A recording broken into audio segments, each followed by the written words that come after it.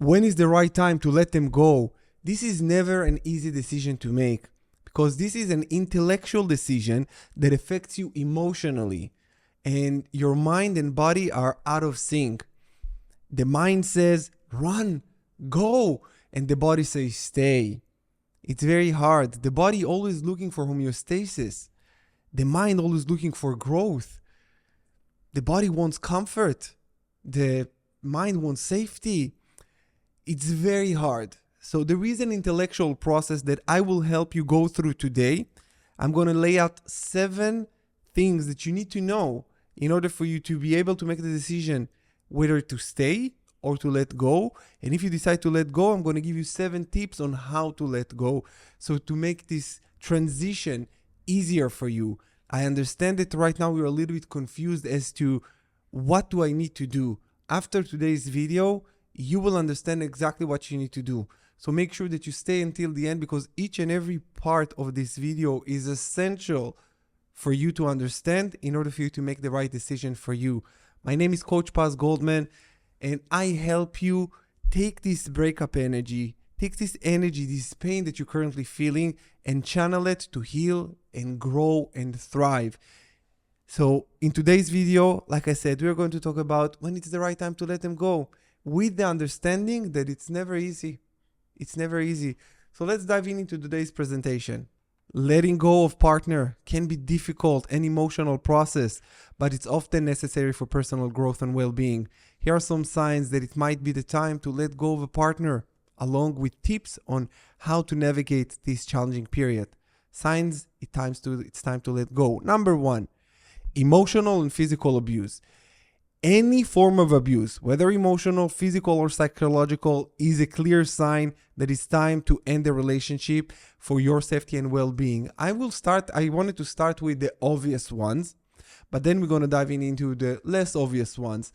Emotional or physical abuse, run. It will be hard, yes, but it's harder to stay in this thing. And if you need support and help, you can email me at paz@pazgoldman.com or seek other professional help. If this is your situation, please do so. The number 2, it's broken trust. Trust is a foundation of a healthy relationship. Once broken, it's hard to rebuild. There are 2 kind of broken trust that I want to cover here, and let's think about them together. There is a repairable one and unrepairable. The repairable one is lie or hide the truth from fear of loss. Not that I justify lying or say that this is okay, but we are human beings, and we not always we tell the truth. All of us tell white lies from time to time. Again, I'm not justifying it at all, but understand that sometimes this is repairable. A little lie or something, it's repairable depending on what the lie was. But I remember that many times when I worked also with people, their girlfriend lied to them about little things. And sometimes, again, this is repairable. This is a trust that can be rebuilt. The unrepairable trust that is being broken is cheating. Any form of cheating. Emotional, of course, physical. I don't take cheaters back. When I was cheated on, immediately, I didn't care what I felt or how much I loved her or whatever. Everything ended right there and then, and I never saw her again. And I will never see her again. Yeah. So this repairable and unrepairable. Number 3, it's lack of communication. Communication is vital. It's vital in any relationship. If you and your partner are no longer able to communicate effectively or frequently, which is also important, it can be a sign that the connection is weakening and it's time to let go. If you can't talk, if you see that your partner is very aloof, very avoidant, and it's hard to get to them and to talk to them and communicate with them, and it's a one-sided conversation most of the times, you can reassess at this point. You don't have to let go immediately, but understand that this is not a good indicator of a healthy relationship. A healthy relationship, you can communicate, you can talk about anything. Nothing is off the table, and this is how it should be. And I really want to help you here just to understand how a healthy relationship looks like, so you know if you're in a healthy relationship or not. Number 4, constant conflict. If your interactions are more often filled with arguments and conflict rather than harmony and understanding, it may indicate deeper issues that are difficult to resolve. Yeah, this too. A relationship does not need to be filled with so much resistance and negativity and friction. It happens from time to time, and this is how you grow in a relationship, from these frictions. From this, like I said, a repairable thing will be a little lie. Again, I'm not justifying it or promoting it in any kind of way. But sometimes it just elevates the relationship. It elevates because it makes the person who lied, it makes them much more vulnerable and aware that this kind of behavior does not go well with you. And this is how you can actually start rebuilding even deeper trust from this little thing. Again, it really depends. This is why I always say every relationship and every breakup and every situationship is different. This is why I can only help you understand exactly what you need to do if I can understand what is your specific situation. Here I'm just giving you a general advice so you can reassess or assess your situation. Number 5, different goals and values. If you and your partner have grown apart in terms of life goals, values, or visions for the future, it will create a fundamental disconnect that is hard to bridge. Yeah, it goes. I think this one is pretty much self-explanatory. You cannot have different values, especially values is very important, and in life goals, where you want to be, what you want to do in your life, how your partner is a part of it. Super important to understand this one. Number 6, feeling unappreciated or unsupported. Relationships should provide support and appreciation. If you feel constantly unappreciated, unsupported, or taken for granted, this is a sign that the relationship is no longer serving you. It is. You need to feel appreciated and supported. A relationship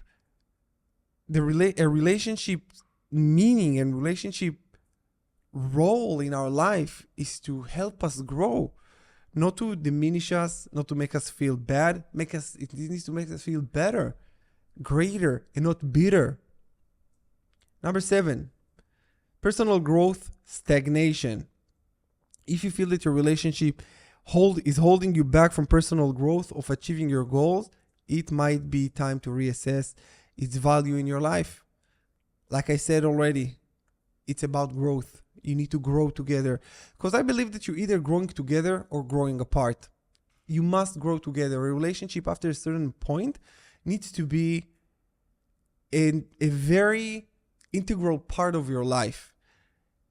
After the first, I would say 3 to 6 months after the honeymoon phase, when you guys getting to know each other on a deeper level, all of a sudden you're starting to integrate each other more and more into each other's life.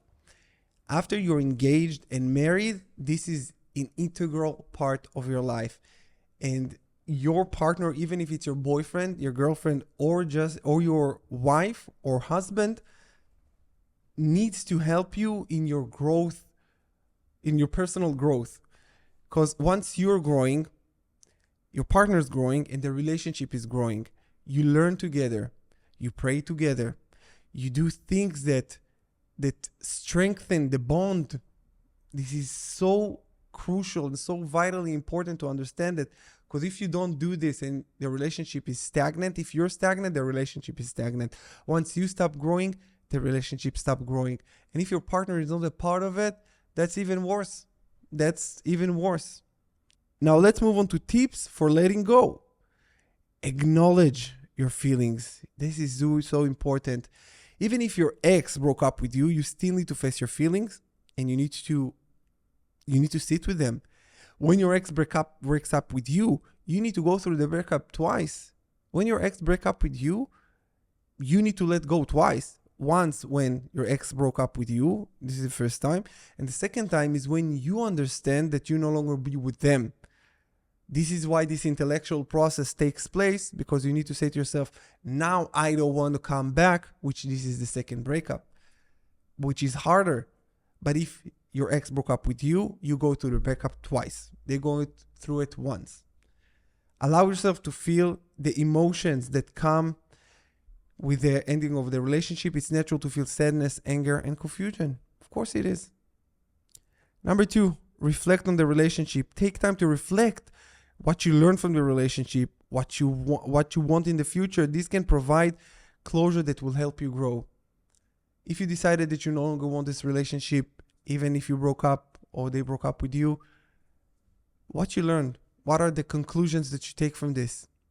How can you grow from this experience? Because let me tell you, even if you cannot see it right now, there is growth beyond this pain that you're feeling. There is a lot of growth there, a lot. You just need to let it, allow yourself to feel shitty, and this is how you grow, because you're not rejecting it. You're embracing it. And what else can you do?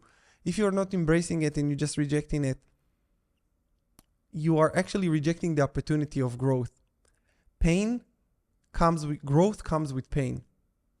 I wish we can grow without pain. But you're watching this video right now because you're in pain. And you need to relieve this pain. And what can relieve this pain? Growth, understanding, knowledge. You see? Take this and use this. Use this pain for your own good. Number 3 is establish boundaries. Establish clear boundaries with your ex-partner to give yourself the space you need to heal. When a relationship is over, it's over. And whether you're going back or not, once it's over, it's a break. It's time out. You need to take time out. You need to establish the boundaries. I need the time. Again, if your ex broke up with you, you go no contact and you wait for them to contact you. If you decided to let go, so make sure that you're going through these questions before and you're sure about the breakup. And this is also when you say, hey, this is over and that is it. You establish the boundaries. Number 4, focus on your self-care. Engage in activities that nurture your mind, body, and spirit. Exercise, hobbies, and spending time with loved ones who can help you regain sense of normalcy. Yeah, that is a great thing. And I've done it as well when I was going through my breakup. I focused on myself so much. I fell in love with myself so much. Then when I met a new partner, I was like, oh my God, now I need to care for someone else besides me. I loved the being alone part. I loved it. Now I am seeing someone. I care for her dearly. But the alone part, when you start falling in love with yourself and you don't need no one to validate you or to meet your needs, that's true freedom in a relationship. And this is a secure attachment. This is how it looks like, where you go into the relationship because you want it, not because you need it. I don't need her. I want her. And this is a big difference. And she feels it too. And she wants me. She doesn't need me. That's the beauty of it. Trauma bonding comes from both partners, because both partners need each other to validate each other. This is how a trauma bond usually looks like. And an unhealthy bond. A secure bond looks like when two people want each other but don't need each other and choose each other. Number 5 is stay positive. Remind yourself that letting go of the relationship can open door to opportunities and healthier connections. Every door that you're closing, another door opens. This is how life goes. And I want you to think about if you have a kid, or remember when you were a kid, when you first got your heart broken, first relationship ended, you were like, nobody will never love me again. I'm going to die alone. I'm going to get a cat and a snake. But you got over it. The initial stages of a breakup, it's slapping you all the time. It's hard. And you're foggy and you can't really see through the pain. But if you stay positive and you understand, hey, been there, done that. It will be okay. You'll be fine. And always think to yourself also, if your child go through a breakup and they say, nobody will ever love me again, you look at them and you say, come on, I know you're going to love again, but you cannot see it right now. So sometimes use this kind of self-talk to the way you talk to your kid. Talk to yourself like that. Talk to yourself like that. It can really help. Number 6, give you time. Healing from breakup takes time. Be patient with yourself and allow the process to unfold naturally. Naturally. Give yourself time to unfold naturally. It will. It will. Sometimes you will not be able to see it as it happens, but trust me, it will. Number 7, seek professional support.